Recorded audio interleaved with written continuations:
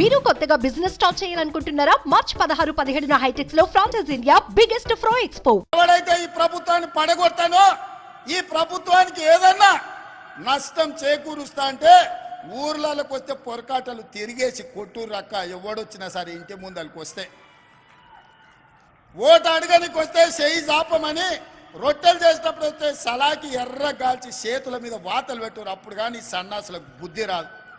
మీరు గెలిపించిన ప్రభుత్వం మీ అభిమానంతో అధికారంలో ఉన్న కాంగ్రెస్ పార్టీని ఇవాళ పడగొట్టాలని కేసీఆర్ నరేంద్ర మోడీ ఇవాళ కుట్ర చేస్తారు.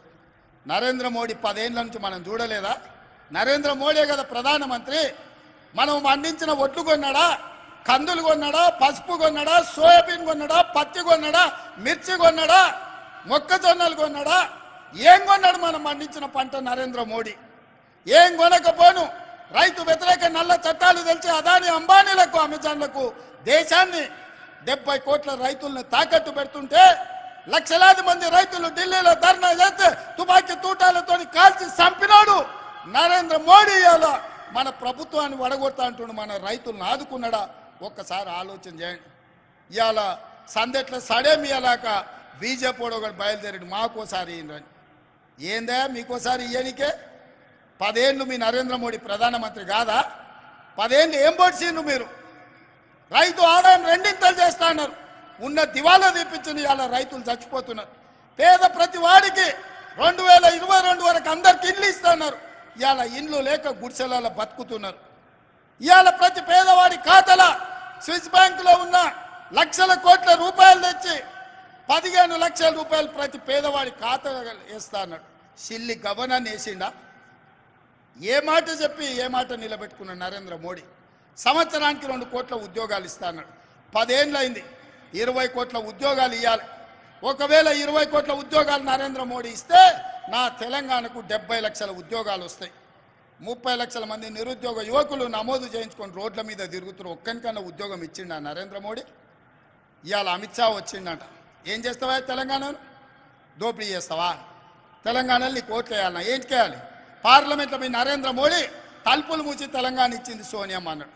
అవును, బరాబర్ తెలంగాణ రాష్ట్రాన్ని ఇవ్వాలని సోనియమ్మ కంకణం కట్టుకొని పార్లమెంట్లో తలుపులు మూసి లైవ్లు బంద్ చేసి తెలంగాణ రాష్ట్రం ఇచ్చింది సోనియమ్మ. తెలంగాణ రాష్ట్ర ఏర్పాటుని అవయలేసిన నరేంద్ర మోడీ తెలంగాణలో ఓట్లు ఎట్లా అడుగుతావని నేను అడుగుతున్నా. తెలంగాణ ప్రజల్ని అవమానించినవన్నీ తెలంగాణ ప్రజలు ఓట్లేస్తారా? ఇవాళ వీళ్ళిద్దరు కలిసి సీకట్ల ఒప్పందం చేసుకొని వాడు 9 వీడో 4 ఎంపీ అభ్యర్థులను ప్రకటించారు. వాడు ప్రకటించిన దగ్గర వీడు ప్రకటించాడు, వీడు ప్రకటించిన దగ్గర వాడు ప్రకటించాడు. ఎందుకంటే ఎవరికి వాడు విడివిడిగా ప్రచారం చేసుకోవాలి, కాంగ్రెస్ పార్టీని దెబ్బతీయాలి. ఎంతసేపు చీకటి ఒప్పందాలే కేసీఆర్. పొద్దుట పూట బయటకు వచ్చేది లేదు, ప్రజల్ని కలిసేది లేదు. ఇంకా కూడా సిగ్గు రాలే, మారలే, ఇంకా అట్లనే దొంగ బుద్ధే, వంకర బుద్ధే. ఎంతసేపు ఉన్న చీకటే వారాలే. అందుకే అక్కల్లారా, ఇవాళ 1,00,000 మందిని చూసిన నాకు నమ్మకం వచ్చింది. రాబోయే కొద్ది రోజుల్లో 10 లక్షల మందితోని మా ఆడబిడ్డలతో కవాతు చేపించి ఈ తెలంగాణ రాష్ట్రంలో ఉన్న 1 కోటి మంది ఆడబిడ్డలు కాంగ్రెస్ పార్టీతో ఉన్నారు. ఈ కాంగ్రెస్ పార్టీని, ప్రభుత్వాన్ని కంచేసి కాపాడతారు. కరెంటు వైర్లలాగా అడ్డంగా నిలబడతారు. ఇవాళ కాంగ్రెస్ వైపు ఎవడైనా కన్నెత్తి చూస్తే గుడ్లు వీకి గోటీలు ఆడుకుంటారు మా అక్కలు, మా చెల్లెళ్ళని నేను చెప్పదలుచుకున్నా. రాబోయే రోజుల్లో ఇవాళ 1,00,000 మంది పరేడ్ గ్రౌండ్లో కవాతు తొక్కిండ్రు. రాబోయే రోజుల్లో 10 లక్షల ఆడబిడ్డలతోని మా సైన్యం మీరే, మా బలగం మీరే, మా బంధువులు మీరే. రేపు ఏ కష్టం వచ్చినా మాకు అండగా నిలబడేది మీరే. మిమ్మల్ని కోటీశ్వరులను చేసే బాధ్యత మాది, నాది. మా బట్టన్నది, మా ఉత్తమన్నది, మా సురేఖక్కది, మా సీతక్కది. వేదిక మీద ఉన్న గడ్డం ప్రసాద్ గారు స్పీకర్ గారిది. ఎందుకంటే ఆయన్నే అనుమతి ఇవ్వాలి ఎవరికి ఏది ఇచ్చినా. మైకు మాట్లాడాలన్నా, మీకు నిధులు విడుదల చేయాలన్నా గడ్డం ప్రసాద్ కుమార్ గారే చేయాలి. అందుకే ఇవాళ మిమ్మల్ని అందరిని ఒకటే మాట చెప్పదలుచుకున్నా. మిమ్మల్ని కోటీశ్వరులను చేసే వరకు విశ్రాంతి తీసుకునేదే లేదు.